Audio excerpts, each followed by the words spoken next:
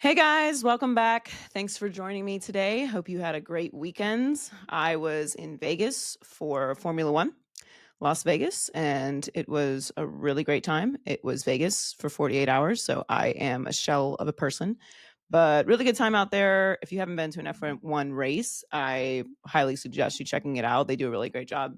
Good time for fans, and Vegas logistically was really fun and a huge improvement from last year, which I also went to. So, but that is not where we're starting. We are starting with that Eagles win over the Rams last night, and Saquon Barkley putting on a show for the entire nation to see, and he should lead the MVP race today.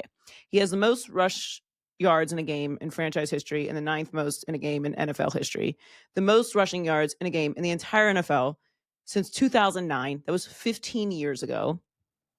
Also, when I graduated college, that was so long ago. My God. Set a career high in rushing, and he has 6 games left.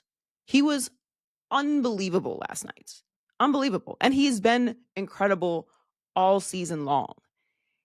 It's time we start having the conversation about other players being involved in the MVP conversation. What he's done with the Eagles this year is not only completely bring that dynamic nature that the Eagles had during their Super Bowl run, but he has made things so much easier for Jalen Hurts. Jalen looks like he's back to his old self. We're not talking about Nick Sirianni getting fired. We're not having conversations about all of the issues last year. And look, overall, are they better defensively, which was a huge problem last year that nobody wanted to talk about? Yes. Jalen's healthier? Yes. But Saquon is clearly the key to this team, a team that looks like they are a Super Bowl contender again. And since we have seen the core of this team go to the Super Bowl, that is a real conversation.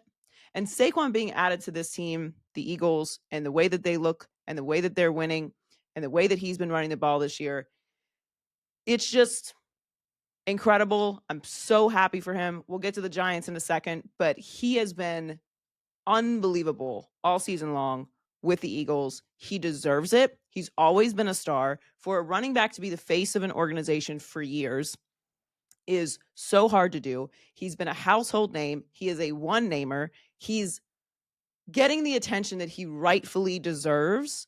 And we're talking about him the way that he should be talked about, which is he is a superstar in this league. And I love that it was on display last night and the numbers that he's putting up and the pace that he's on. He should be leading the MVP race today. Today, he should be number one. And he's looking to become the first MVP since Adrian Peterson won in 2012. And he sits at third behind Josh Allen and Lamar Jackson. And look, Lamar Jackson should not be leading the MVP conversation right now.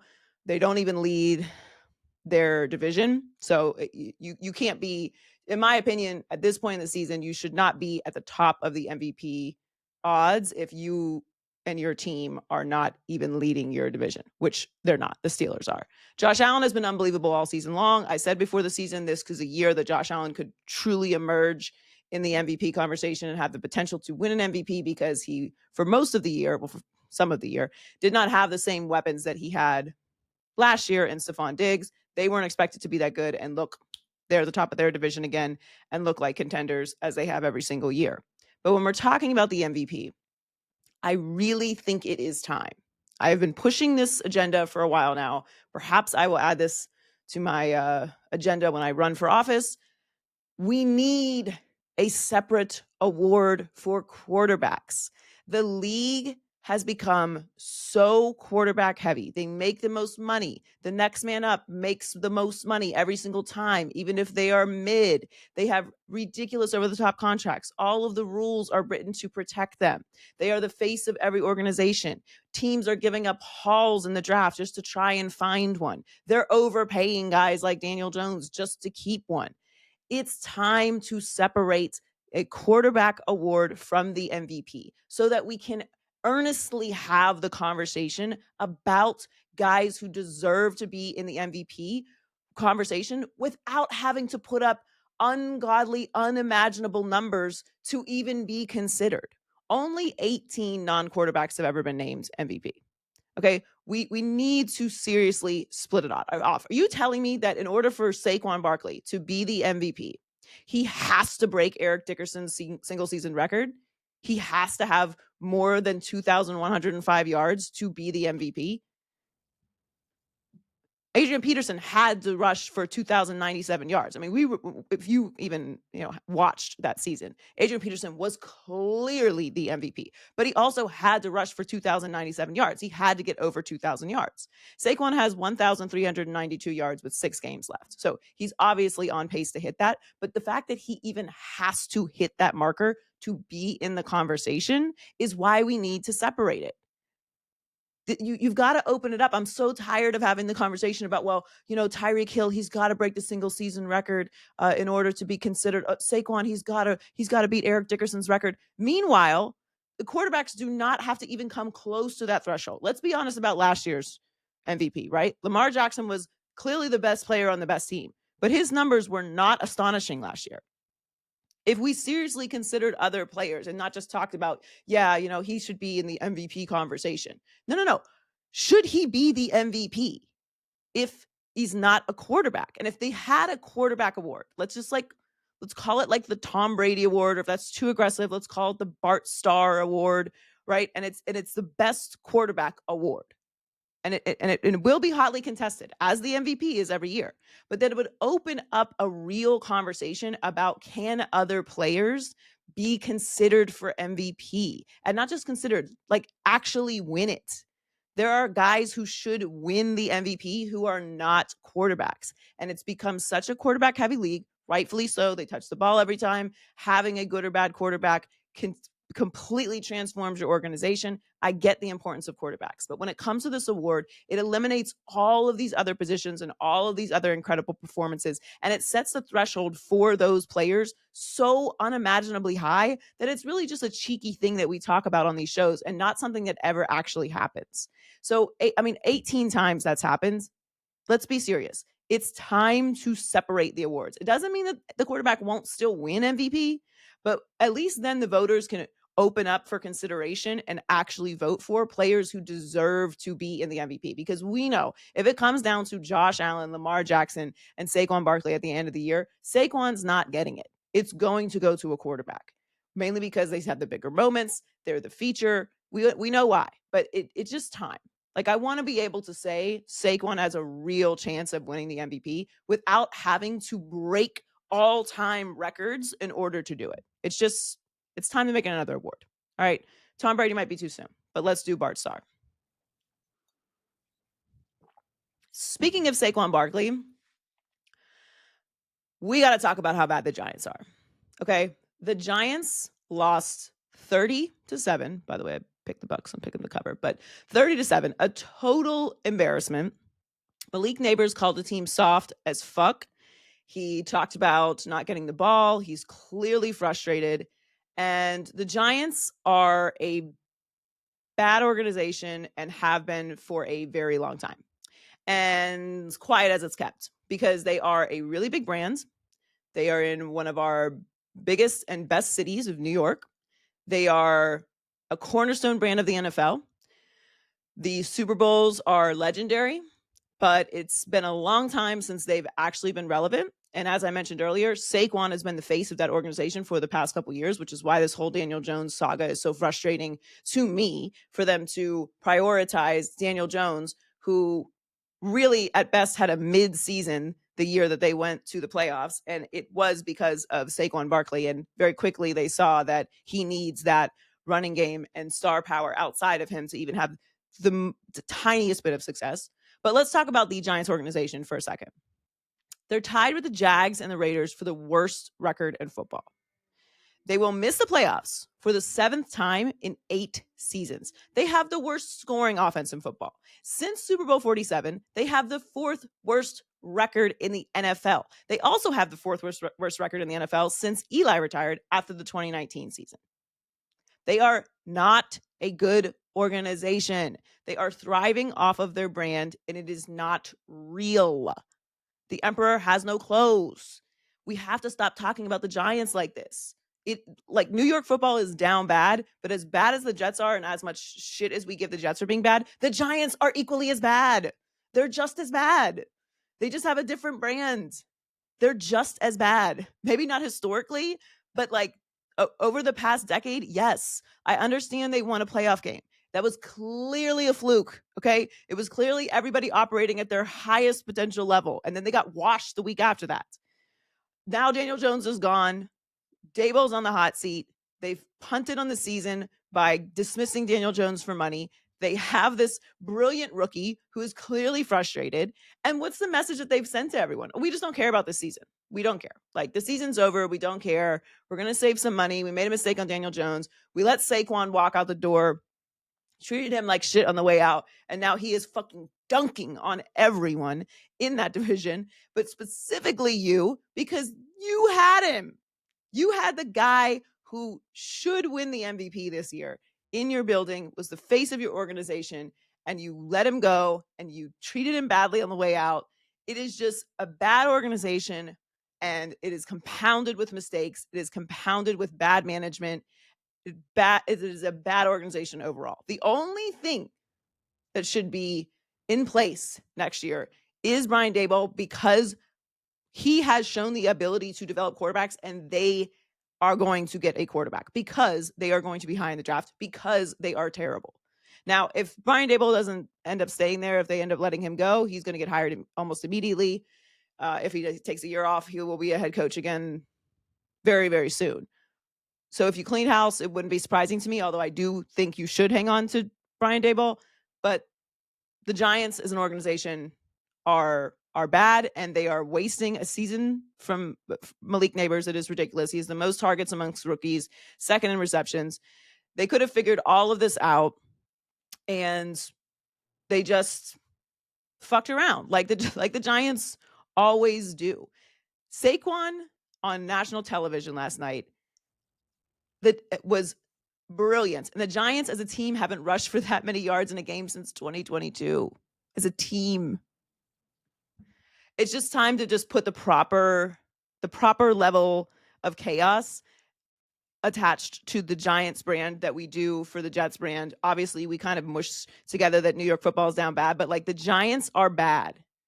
And I know it's nerdy, but it is my thing with organizations from the top down, how you run things, how you hire, who you keep around, what you value. Do you overpay players? Do you not pay the right players? And then we saw it in 4K. I mean, this goes back to them benching Eli Manning. They're just not a good organization. I've been on this for a long time, and I push back every time people say that. You didn't know. They were a good organization. They were a Super Bowl level organization. They did have a lot of talent in the building. They did win Super Bowls. Since then, it has not been the same. For whatever reason, they cannot put a team together. They are not a functioning organization. It is bad. And on top of the fact that they got their ass kicked yesterday, and the rookies are complaining about it, Saquon just puts the cherry on top of what has been a disastrous season for the Giants. And I just, it frustrates me when teams like that are bad because their brands are so big and so good. I don't like watching bad football. I don't like watching players get their talent wasted by bad management. And I don't want big brands to not be good. It's not good that the Cowboys aren't good this year. It's not good that the Giants are this much of a disaster. That is not what I want. That is not what I want. I want them to be competitive. I want them to be interesting. I want them to be talented. So when we get these big time matchups, they're actually exciting and not like, wow, look what we got today. We've got Tommy DeVito.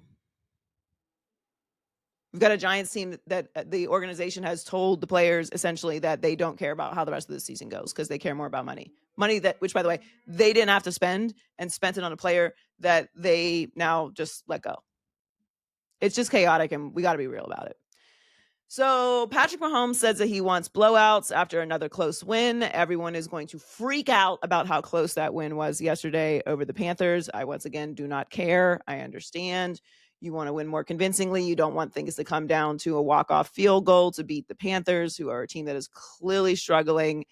He said he wants calmer endings. You want to have some blowouts, be a little calmer in the fourth quarter. I've always said it can be a good thing as you get to the playoffs and later in the season, just knowing you've been in those moments and knowing how to attack it. But I'd love to win a game before the very last play. And look, that's fair. They've been in 8 wins by 1 score, which ties an NFL record for the most by any team in the first 11 games of a season. Half their wins have come down to the final play.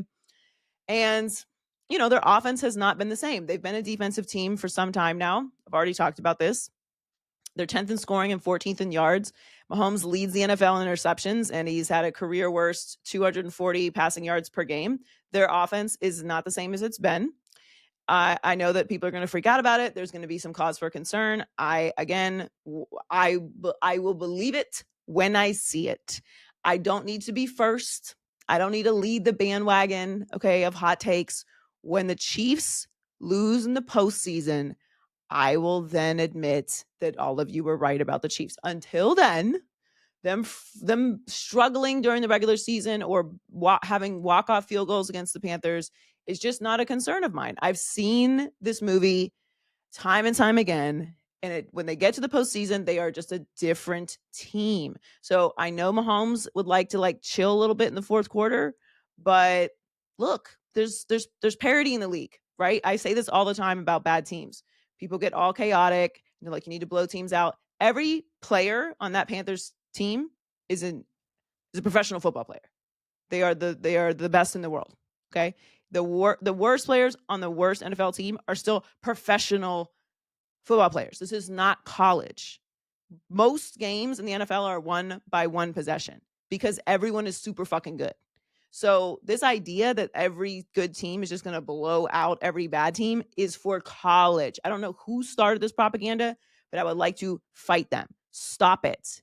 It's hard to win games in the NFL. And sometimes even great teams like the Chiefs, when they're having down years, are going to struggle against teams that we don't think they should be in close contest with. I don't care. It's the saying any given Sunday exists for a reason. It's not just a cliche. It's because everyone is super good in the NFL. The coaches are good. The players are good. Yes. Are teams better than others? Are there great coaches and not so great coaches or bad coaches? Yes. But everyone gets paid to be there for a reason. So it can happen. It can happen. You can slip up and you can lose. That does not happen in college. All right. The best teams are going to blow out Panera Bread State. The talent disparity is just too much. That is not the case. I will believe it when I see it with the Chiefs. I am still not sold.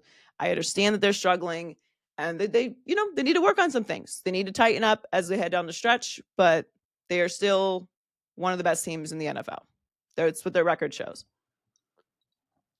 And I know a lot of people are going to compare this situation to the Eagles last year, but I beg you not to do that for multiple reasons. 1, Patrick Mahomes is not hurt. Jalen was hurt. 2, they have Andy Reid. Okay. 3, their defense is actually good. Their defense is good. The Eagles defense last year was not good. Right. And 4, they are the reigning champs 2 times over.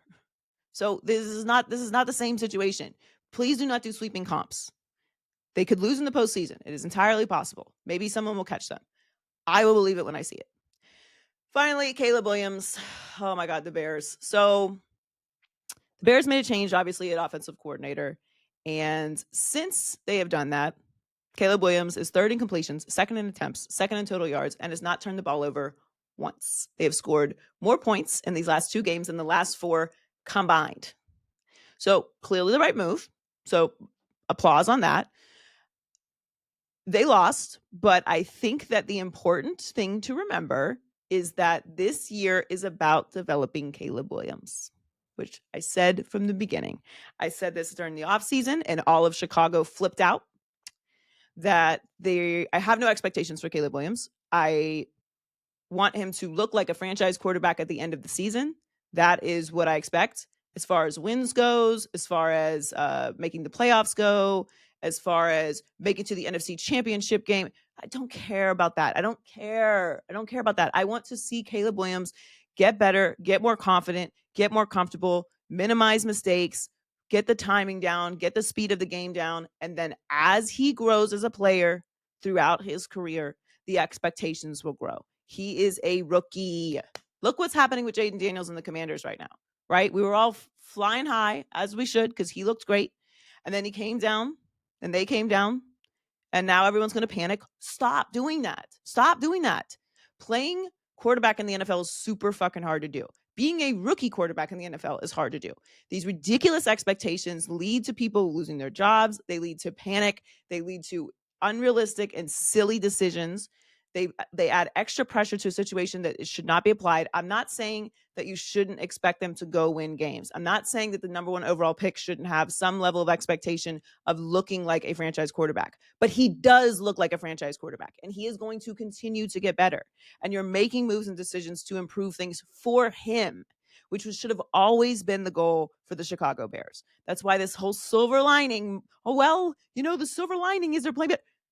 No shit. That always should have been the point. Caleb Williams getting better is the point. Caleb Williams developing is the point. Fuck the postseason. Who cares about that? If it happens, great, wonderful. It is about developing the quarterback. That is all that matters. We have to stay more focused with these rookie quarterbacks. Hopefully we do it next year. Hopefully we learn some lessons and we temper the expectations to a more realistic and serious conversation when it comes to rookie quarterbacks in this league. It is just outrageous that we continue to put this ridiculous pressure on them. That game yesterday against the Vikings end up pulling it off because the Vikings are a good team with veterans and they are rolling and they're actually playing without any expectations. So even though that game ended up being a thriller, the win in it is that Caleb got that experience and they looked better. They're 4-7 right now, right? From a record standpoint, a disappointment. From a development standpoint, brilliant. And that should have always been the point. And I said that before the season and everyone was flipping out. Oh, you're being a hater. No, I'm not. No, I'm not. It takes a long time to get an organization into a functioning place. It takes years of tinkering and getting this player and putting this coaching staff together. Sometimes you can have someone come in and it turns around right away. And then you have to maintain that. It's really hard to do. Be realistic and have the proper expectations for rookie quarterbacks, and you won't start panicking. There was nothing to panic about with Caleb Williams at any point. And now you're seeing that. He's looking better. He's looking sharper. They're being more competitive. And over the past few weeks, they have tightened up. Doesn't matter if they make the postseason or not. It matters that Caleb Williams gets confident, speed, experience, and steps into his own as a franchise quarterback in this league. That's all that matters. Well, thanks for hanging out with me today, guys. Hope you have a wonderful holiday week. We will be done for the week after this, so you can check me out on social media at Joy Taylor Talks. Maybe I'll jump on live at some point this weekend. That could be fun. We'll take some questions. Make sure that you subscribe, like, share, comment, and go follow me on all of my socials at Joy Taylor Talks. Thanks, guys. Happy holidays.